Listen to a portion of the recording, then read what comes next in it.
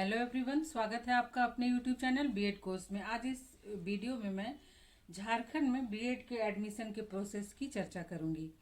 झारखंड में जेसीईसीईबी अर्थात झारखंड संयुक्त प्रवेश प्रतियोगिता परीक्षा परिषद बीएड के एडमिशन के लिए ऑनलाइन आवेदन लेती है और वही एग्ज़ाम कंडक्ट करा के काउंसलिंग करती है तथा सीटों का आवंटन भी करती है।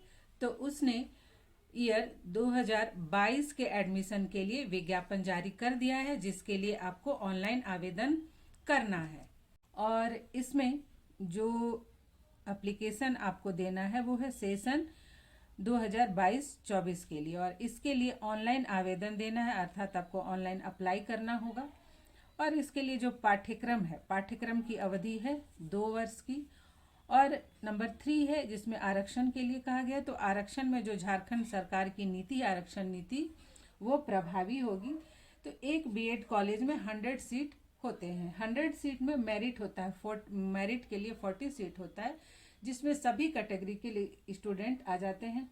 उसके बाद है ईडब्ल्यूएस इकोनॉमिकली वीकर सेक्शन, जो जनरल के बच्चे हैं, जनरल कैटेगरी के बच्चे हैं, इकोनॉमिकली वीकर सेक्शन के, उनके लिए है 10 सीट। एसटी के लिए 26 सीट, एससी के लिए है 10 सीट, बीसी 1 के लिए है 8 और बीसी 2 के लिए है 6। इस तरह से 100 सीट होते हैं जो बीएड कॉलेज में कैटेगरी वाइज डिवाइड किए जाते हैं। उसके बाद है नंबर 4,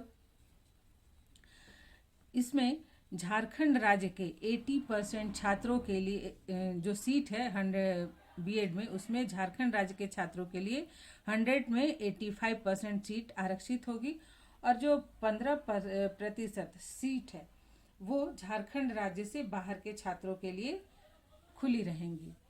इसके बाद है जो शैक्षणिक योग्यता क्या है, तो जो शैक्षणिक योग्यता है यह है कि आपके ग्रेजुएशन में 50% मार्क्स होना चाहिए। अगर आपका मास्टर डिग्री है तो आप और भी अच्छी बात है। और इसमें सभी स्ट्रीम के स्टूडेंट अप्लाई कर सकते हैं, science, social science, humanity, commerce, engineering, technology. और इसके लिए ये आवश्यक है कि कभी कभी होता है कि जो आर्ट्स के भी स्टूडेंट है या इंजीनियरिंग के, तो उनका जो मेन ऑनर्स सब्जेक्ट होता है वो कोई स्कूली सब्जेक्ट नहीं होता। तो इसके अलावा भी उनके सब्सी में अगर स्कूली सब्जेक्ट है तो उसमें वो 200 मार्क्स का होना चाहिए। और जब आप अप्लाई करेंगे तो जो भी वहाँ पे विषयों की सूची दी गई होगी सब्जेक्ट कैटेगरी, उन्हीं में से आपको एक सब्जेक्ट चूज करना है। और आप जो सब्जेक्ट का चुनाव करते हैं उसमें कम से कम वो सब्जेक्ट 200 मार्क्स का हो और जिसमें आपने 50% लाया हो। नेक्स्ट है कि अगर वैसे स्टूडेंट जिन्होंने अभी एडमिशन दिए, जिन्होंने अभी एग्ज़ाम दिया है और जिनका रिजल्ट अभी नहीं आया है, वैसे भी लोग भी अप्लाई कर सकते हैं। अब आवेदन की प्रक्रिया क्या होगी, तो आवेदन की प्रक्रिया के लिए आपको jceceb.jharkhand.government.in के वेबसाइट पे जाना होगा और वहीं पे जाके आपको आवेदन करना होगा। और ये जो अप्लाई करने की तिथि है, आवेदन करने की तिथि है, ये 30/4/2022 से 15/5/2022 तक है। आप इसमें आवेदन कर सकते हैं। आवेदन करने के लिए आपको क्या क्या लेके जाना है, तो आवेदन करते समय आपको अपना जो भी डिटेल्स है वो दर्ज करना है, और इसके साथ ही स्कैन किया हुआ पासपोर्ट साइज का फोटो रंगीन रहेगा, जिसमें चेहरे के साथ साथ दोनों कान स्पष्ट रूप से दिखाई देना चाहिए और फोटो एडिटेड नहीं होना चाहिए। और हस्ताक्षर चाहिए, बाएं हाथ के अंगूठे का निशान अपलोड करना होगा और पीडीएफ भी अपलोड करना होगा। पीडीएफ जो आपको अपलोड करना होगा उसमें आपके जो एजुकेशनल डॉक्यूमेंट्स हैं उसकी एक फाइल तैयार करनी होगी और वो अपलोड करना होगा। इसमें क्या क्या सर्टिफिकेट लगेगा उसे हम देखते हैं। तो सबसे पहला है मैट्रिक का आपका अंक पत्र रहेगा और साथ ही पासिंग सर्टिफिकेट। तो जो सीबीएसई बोर्ड या फिर आईसीएसई बोर्ड के, उनके तो मार्कशीट के साथ ही रहता है पासिंग सर्टिफिकेट, लेकिन जो झारखंड बोर्ड के स्टूडेंट हैं उनका अलग से मिलता है डिग्री। फिर उसके बाद इंटर का मार्कशीट नहीं चाहिए, ग्रेजुएशन का मार्कशीट चाहिए। अगर आपने पीजी किया है तो उसका भी मार्कशीट चाहिए।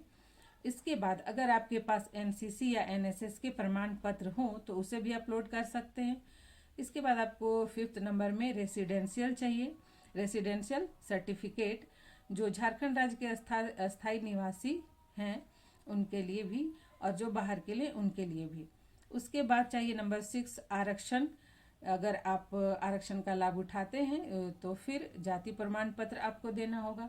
अगर कोई हैंडीकैप्ड स्टूडेंट है तो उसका भी उन्हें प्रमाण पत्र देना होगा। इनकी एक फाइल बना के आपको PDF अपलोड करना होगा। इसके बाद कुछ शुल्क भी है ऑनलाइन आवेदन देने के लिए। तो जब आप वो आवेदन दें तो उससे संबंधित जो कंफर्मेशन पेज होगा उसका प्रिंट आउट का प्रिंट निकलवा कर सुरक्षित रख लें।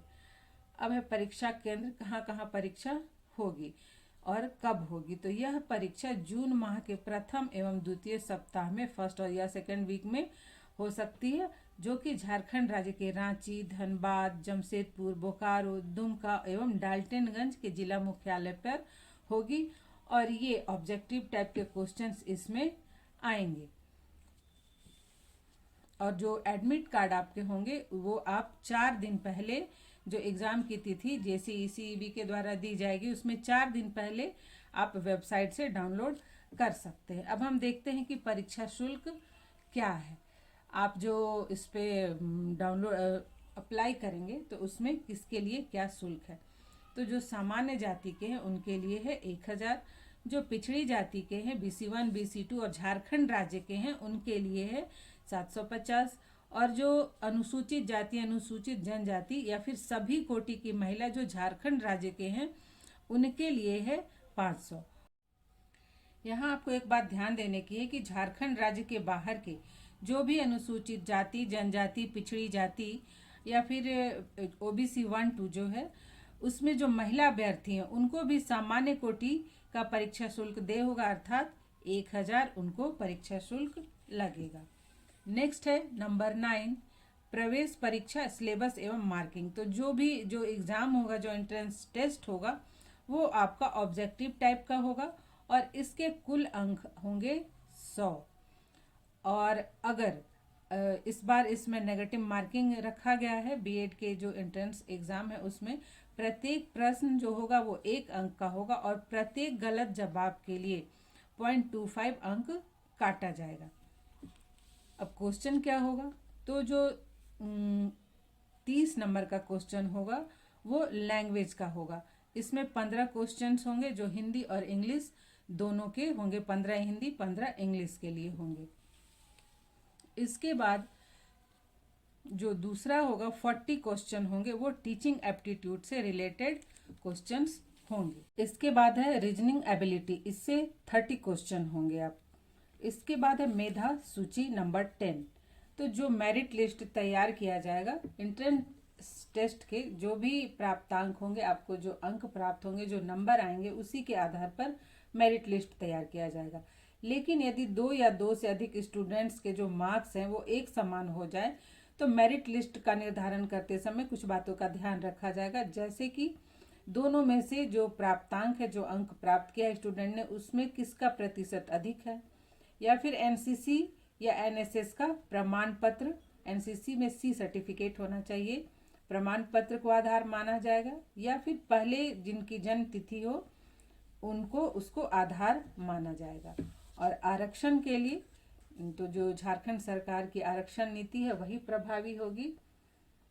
इसमें मैंने बता ही दिया कि किस कैटेगरी के लिए कितना सीट होता है 100 सीट में, उसी के आधार पर हर एक कॉलेज में स्टूडेंट का सीट अलॉट किया जाता है। एग्ज़ाम जब हो जाएगा, आपका मेरिट लिस्ट बन जाएगा, उसके बाद JCECEB seat allotment letter counselling करती है। काउंसलिंग में आपको कॉलेजों का चयन करना होता है, उसके बाद सीट अलॉटमेंट लेटर देती है, जिसके आधार पर आप संबंधित कॉलेज में जाकर एडमिशन से संबंधित प्रक्रिया पूरी करके एडमिशन ले सकते हैं। तो आज यहीं तक।